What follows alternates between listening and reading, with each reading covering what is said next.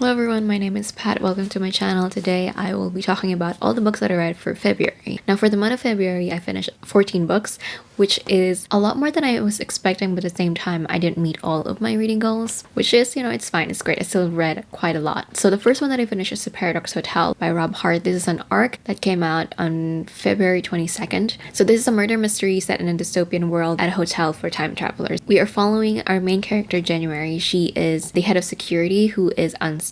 Unstuck are those people that have been displaced through time, so she can see the past and glimpses of the future as well. And so it kind of messes around with her head, and sometimes she's not aware she is in the past, the present, or the future. This also made her a very confusing main character to follow, which I think is kind of the point of the story. She's that unreliable narrator. But I like her.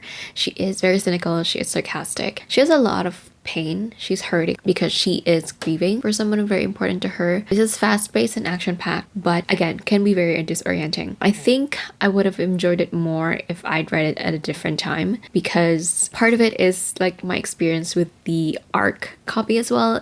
You can't adjust like the size of the font, and it was like very small margins. So it's like, because I'm reading it in a very big tablet, it's kind of a lot to have the entire thing like filled up with text. So again, I feel like I would have enjoyed this more if I had read it at a different time, but 3 stars. It was a lot of fun, very disorienting though. A lot of the times I was like really like just lost.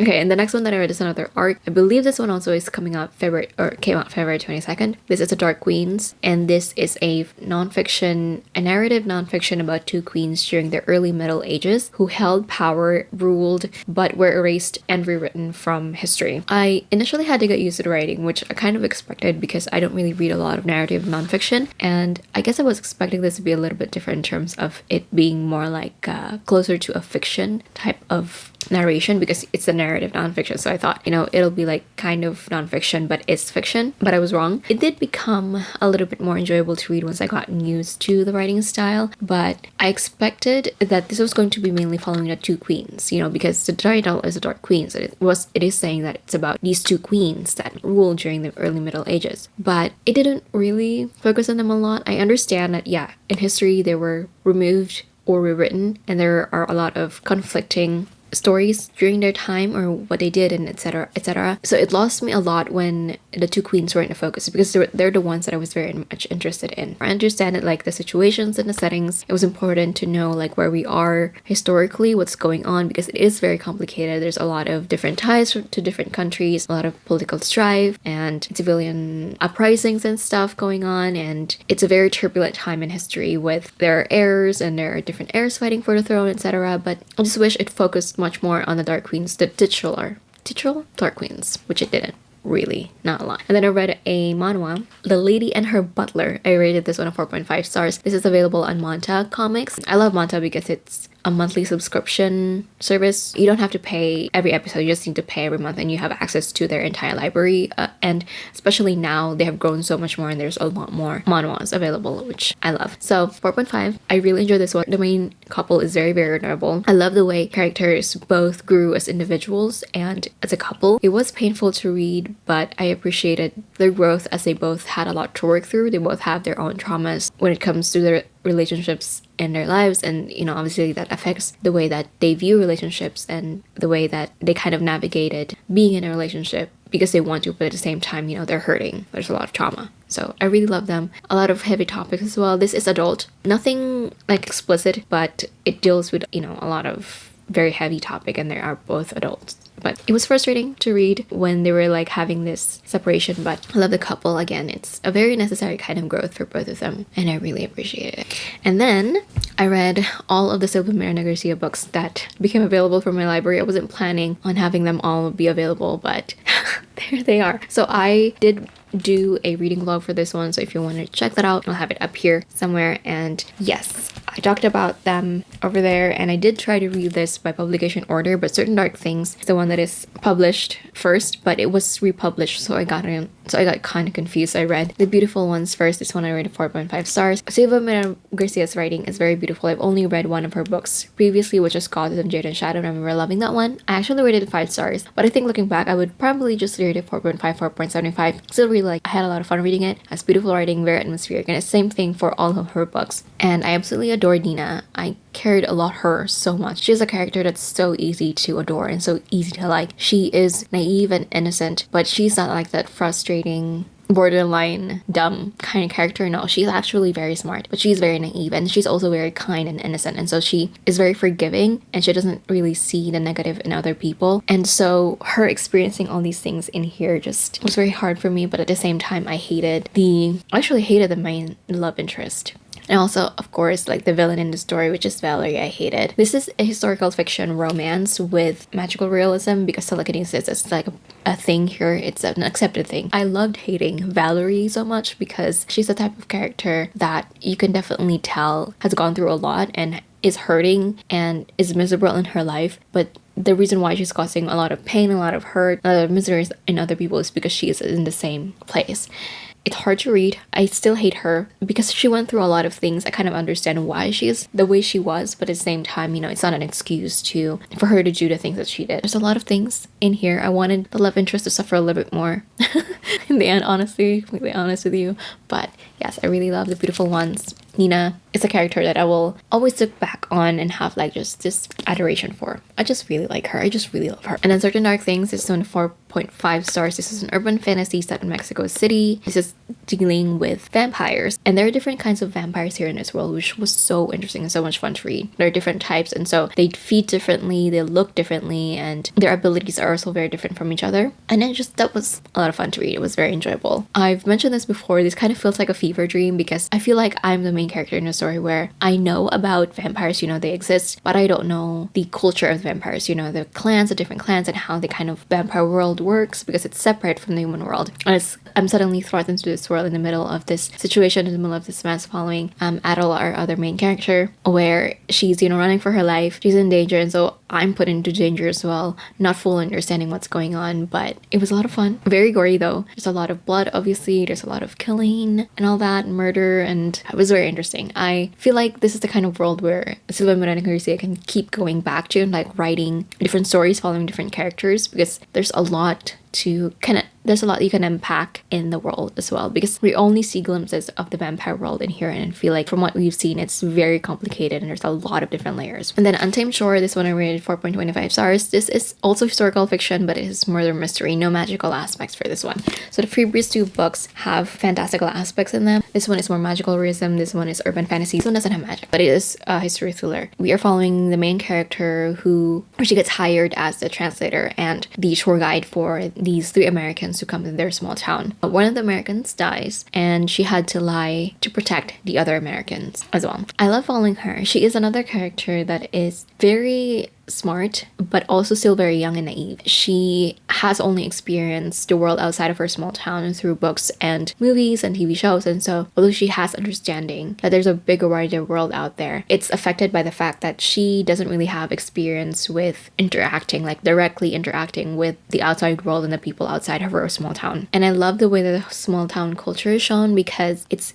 that kind of town where you know everybody knows you, things have worked pretty much the same way, and people are expecting kind of like for it to just keep going the same way, so they have expectations of you, and it feels inescapable and suffocating, and I really enjoyed it. Again, it's hard to read from her perspective because you can tell that she is making a lot of mistakes, but at the same time you can't blame her, but she's smart in her own way. So I just really enjoyed this one. Next one is Mexican Gothic. This one is 4.75 stars. This is probably the one that I heard the most about from Silvia Moreno Garcia. It was amazing. It was atmospheric, the same thing, beautiful writing. This is historical fiction as well, with horror aspects in it. Each of the books are so different from each other genre-wise, but overall, again, the writing is beautiful and the atmosphere is great. It's very transportive, her writing. This book kept me intrigued and interested the entire time. Like I was like up my seat whenever I'm reading this one and just flying through it because I want to see what's going to happen next. There's a lot of intrigue like this, and it kept me on the edge of my seat in like the perfect amount, because it's giving you enough for you to know that there's a lot of things going on that you don't know, but you want to know, but at the same time it's not giving away too much that when the reveal happens it's lackluster. I really enjoyed this one. So good. just a lot of vibes, honestly. I enjoyed this so much. My favorite from the Silvia Moreno Garcia books that I've read, right up there to, I guess, Gods of Jade and Shadow. But again, all of these books are so great. And then the last one, the one that she recently released, and this one is my least favorite, but still really, really good. This is Velvet Was the Night, 3.75 stars. Again, this one was the least captivating and least intriguing among all the books. I didn't feel particularly like anything towards the main characters that we have. I don't hate them. Yeah, and majority of like the plot and the progression of the story was okay. There were some moments that definitely sparked my interest where, you know, I'm like paying attention and, you know, up my seat and reading. And my favorite part was the conflict, like the main climax of the story. That was when I was the most engrossed. But like the overall story was alright. Again, atmospheric. There is, you know, that murder mystery aspect or that mystery thriller aspect to this one that I liked. But overall, it was just like, it was good. It was okay. I had a great time, but there are other books that I feel like, you know, especially compared to other Silvia Moreno Garcia books that I enjoyed and was much more engrossed on. So, and then I started reading all the March arcs. So the first one is All My Rage by Sabaa Tahir, 5 out of 5 stars. 5 out of 5 stars. I love this one so much. This is a beautiful story of family, friendship, love, forgiveness, and community. And this is a book that I feel like, that I believe everyone should read. It does deal a lot with a lot of heavy topics. So, you know, a lot of trigger warnings for this one, you know, racism. Obviously, because we're following, you know, South Asian main characters, drug use, drug abuse, death of a parent. And yeah, it's a lot. But at the same time, I feel like it's a very important story to read. I love it so much. I pre-ordered it already. Yeah, the next one that I read is Love Decoded by Jennifer Yan. It's coming out on March 8th. This one is 3 stars. It was an overall meh story. It was okay. I found the characters and the romance and the plot alright. It was okay. They're not bad, but I needed more layers and complexity with all of them. I appreciated the main character's growth, but it felt like it also needed a little bit more depth, a little bit more exploration. The romance was, I appreciated it, but at the same time, I felt like we didn't really get much of the love interest. Yeah, it was okay. 3 stars. I still, you know, I had a lot of fun reading it, but it could have been a little bit more, you know? And then Right Where I Left You by Julian Winters. This one comes out March 15th. And this one I rated 4 stars. This was very adorable. I really, really like the main couple in here. And when I think about this book, I always recall like the cute friendship, the amazing family, and like the found family that the friendship eventually became. And it's a great coming of age story that explores, you know, the difficult family relationships, first loves, and found family again. And I just really enjoyed it. I had a lot of fun. The main character, like watching the main character make mistakes and learn from those mistakes was difficult, but it was very necessary. And I just loved the story that we got from here. Very heartwarming and cute. And then I read Dating Dr. Dill by Nisha Sharma. This is coming out March 15th, 4.5 stars. I could not put this book down when I started reading it. It was so readable. It's so easy to read. Like you could easily like binge read the entire thing. And I appreciated reading the main character's experience as children of immigrants, like the main character's experience as children of immigrants, especially with the FMC's Rina, her complicated relationship with her family. I also enjoyed reading Pram being such a simp for Rina, all the while saying he doesn't believe in love. I love that. I love that aspect because he falls so fast for her, but he's always like, love isn't real. Love isn't sustainable. Love isn't, I don't believe in love. Love is not, shouldn't be like the reason for marriage. And he's just like, I love him so much. Also, again, yeah, the experience of being immigrants and having, you know, loving your family, but at the same time, having a hard time with your family. I really appreciated that. I felt that a lot. You know, loving your family, but at the same time, having like some toxic parts of the relationship that is tied to your culture is a lot.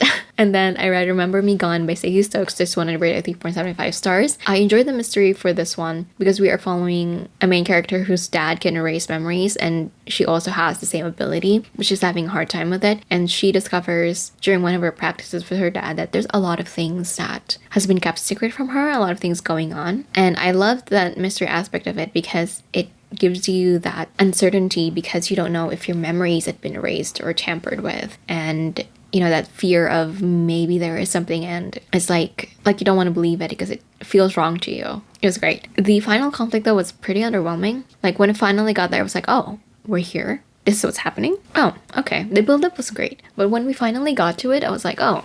And then it was done. I was like, oh, that's okay. Well, I guess. So yeah, What's Remembered Me Gone. 3.75 stars. I still really like, there's a lot of like tension and intrigue, but the way it kind of fell flat by the end, honestly.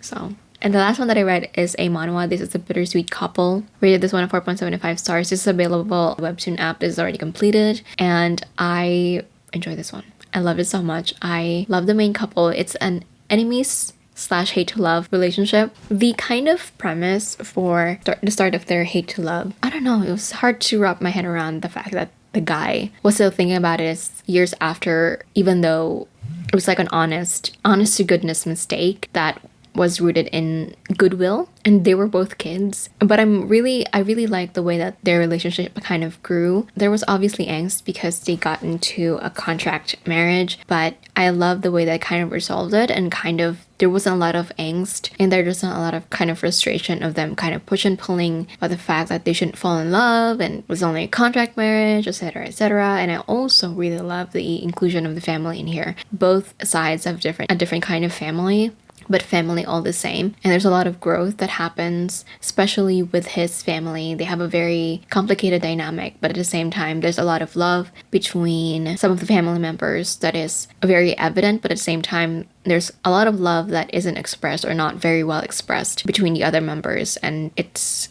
very heartwarming to read about. And I just love the way that the whole family kind of changed. But it doesn't feel like they were just used to kind of elevate the main character, the female main character, so that we can like her because she changed the family. It's not like that. There's a lot of change that happened within their own family that the FMC started, but she didn't kind of force, or she didn't insert herself into too much, because I'm not really a fan of that.